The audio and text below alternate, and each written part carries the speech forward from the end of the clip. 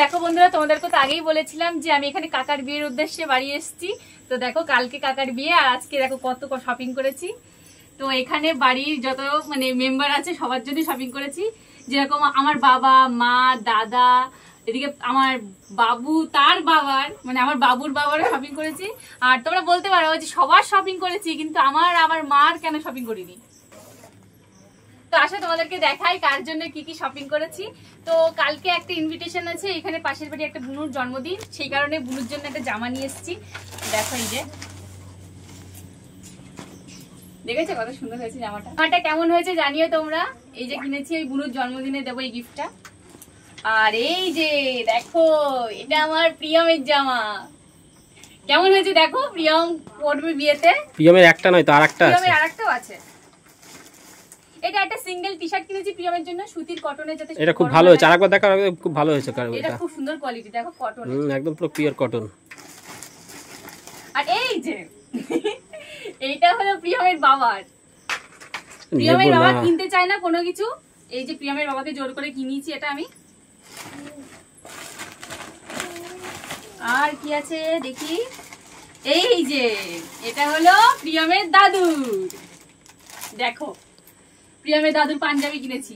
প্রিয়মের দাদুর ভাইয়ের বিয়ে বলে কথা, সেটা সাজবে না, সেই কারণে প্রিয়ম কিনে দিয়েছি প্রিয়মের দাদুকে। আর এটা হলো প্রিয়মের মামার। এই দেখো, এই যে দেখো, এই শার্টটা কিনেছি প্রিয়মের মামার জন্য। কেমন হয়েছে তোমরা সবাই জানিও দেখে।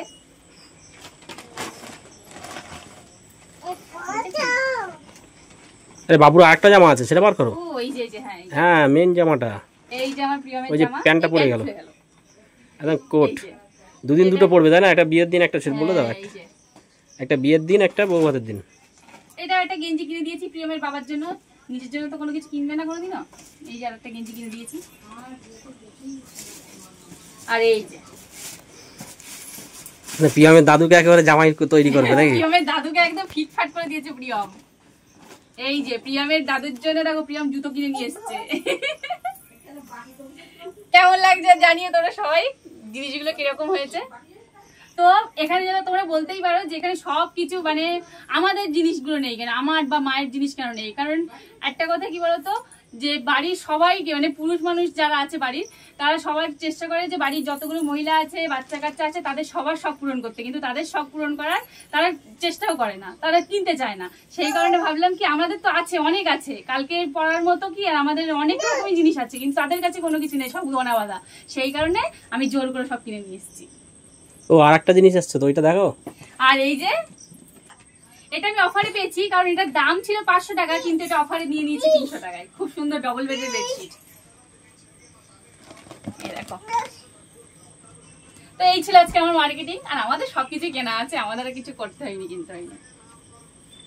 তো তোমাদের কেমন লাগলো ভিডিওটা জানাবে। আর কালকে অনেক রকম ব্লগ আসছে, দেখতে থাকবে। চলো টাটা।